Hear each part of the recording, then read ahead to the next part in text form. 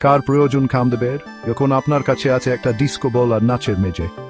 দেখা করুন দেহের সাথে ডোনার প্রেমে হাবুডুবু খাচ্ছে। ডোনা একজন ডিস্কো প্রেমী।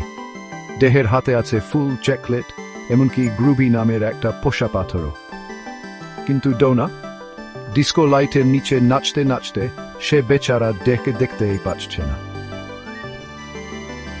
প্রতি রাতে ডেও ক্লাবে আয়, তার সেরা নাচের স্টেপ দিয়ে ডোনার মন জয় করার চেষ্টা করে।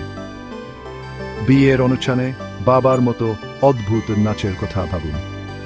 কিছুটা বিব্রতকর, কিন্তু অনেকটা মিষ্টিও বটে।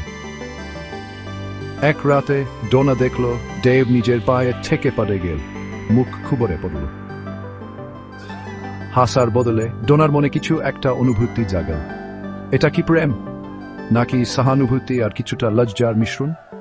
হঠাৎ করে ডিস্কোর আলো আগের মতো উজ্জ্বল মনে হচ্ছে না, দেহের ভালোবাসার কাছে।